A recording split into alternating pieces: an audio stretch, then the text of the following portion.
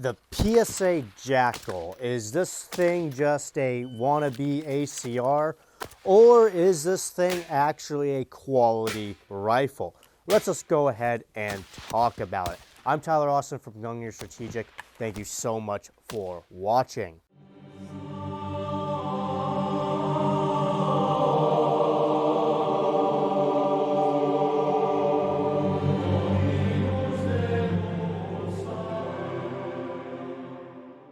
So the Jackl has been out on the market for quite a while now, maybe 2 years, give or take. I've had mine for about 5 months now, and through that 5 months I have about 600 rounds through the gun. So not a tremendous round count, but certainly a high enough round count where I can have an informed opinion on this thing.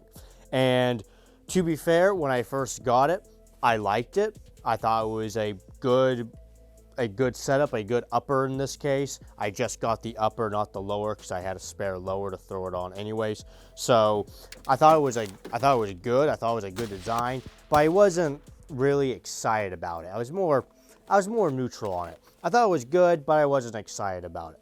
However, the more I shot the thing, and especially the more I have been shooting it suppressed, which the majority of that, maybe 400 rounds or so of that 600 has been shot suppressed, the more this thing grew on me.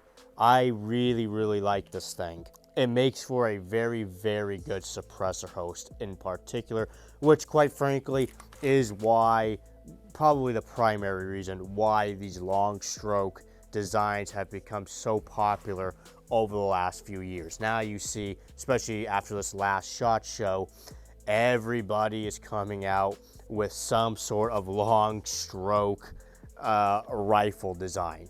They've become very popular, again, primarily because they make a good suppressor host, especially if you have a tunable gas system on it.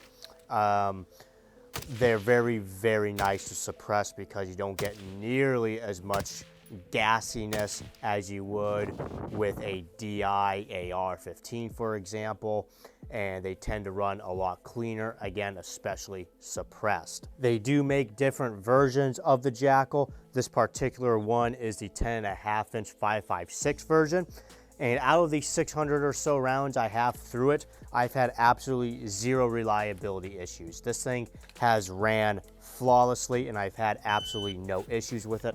I've heard from several different people who have reviewed these and who have owned these. Maybe this is with the older generation of it, but people said that they had like a 200 round break-in period. I didn't experience that. Maybe they probably have refined it just through the generations of it. As many generations as you can have with it being maybe 2 years old. But I'm sure they've made improvements to it throughout that time, and maybe that's no longer a factor. But if it still is going around, at least for me personally, I have not had that issue. I've had zero malfunctions out of this thing since I've owned it. Now, although the Jackl is a proprietary design and is of course different than that of the AR, PSA was very intelligent in the fact that the Jackl does still use a lot of AR-15 parts, bolts, firing pins, carter pins, etc., which was a very smart move on PSA's part, because not only does it make it cheaper to manufacture, but now there's a lot of parts compatibility.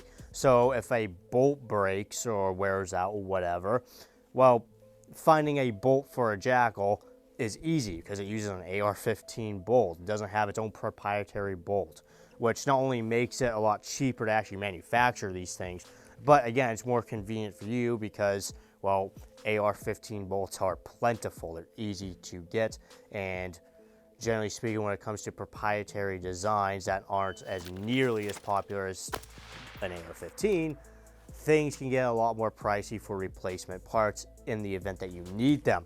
And obviously, of course, it uses an AR-15 lower, which again is a brilliant move on PSA's part. The only thing that you need to do to an AR-15 lower to make the Jackl work is you need to have a rear end attachment, if you will, that fills the void on where the buffer tube would be, which is nice because that allows you to do a lot of different things, such as a Picatinny rail, which allows you to attach a folding stock, or in this case brace, to the gun, because obviously it doesn't use a buffer tube for the bolt, so it allows you to attach folding stocks and braces and other different types of stocks and brace mounting systems, whatever you want on the back end. So again, just a brilliant move on PSA's part.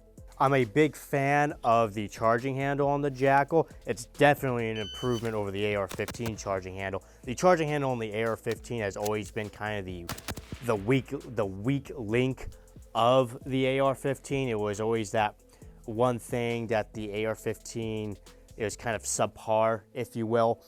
The Jackl's charging handle is definitely nice. The only thing I wish about it is I wish it was a little bit further back towards the bolt. It's a little bit further forward than I would like. Other than that, I really like it, and it is swappable, so you can put it either on the right or left-hand side of the rifle, depending on where you prefer. Really, the big question is going to be, is the Jackl worth getting over an AR-15? Well, that's going to depend, okay? And the big thing that's going to depend upon, for me at least, is are you running suppressed? The Jackl is a beautiful suppressor host, especially because it has a tunable gas block. And these long stroke designs are just wonderful suppressor hosts, at least compared to an AR, and especially an AR that doesn't have an adjustable gas block, which most DI ARs don't have. So if you're looking for a design that would make a better suppressor host over that of an AR-15, a DI AR-15 at least, that is going to be a lot less gassy and a lot less filthy, then the Jackl would definitely be a good choice. Or if you're a guy who has a bunch of ARs already and you're looking for something that's fairly close to an AR but certainly is different, the Jackl would also be a good choice for you as well. Overall, this thing is a great design.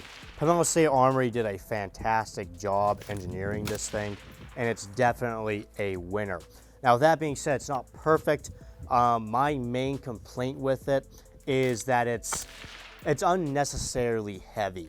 For some reason, they decided to go with a pretty heavy profile barrel on this, unnecessarily. I don't know why they chose to do this. It might have just been a cheaper manufacturing option. But personally, I think it's unnecessary and it adds unnecessary weight. The Jackl definitely, if there is a con to it, it's that it's a bit heavy, and it's unnecessarily heavy. And I think if PSA went to a pencil weight barrel and thinned out this monolithic rail a little bit, that would significantly lighten up the upper, and that would really propel this thing to the 9 or 10 out of 10 range in terms of design. Right now, as it stands, this thing easily is a 7 or even 8 out of 10 design. I really like it, and the more I use it and the more I shoot it, the more I like it. But if they manage to make this thing lighter, which I think they easily could by, at the very least, going to a lighter profile weight barrel, that would just make this thing absolutely amazing, especially for the price point. No matter what, if you choose to go with a Jackl, I think you will be very pleased and impressed. I certainly am, and the more I run the thing, the more I like it. This thing is a fantastic design, and bravo to PSA.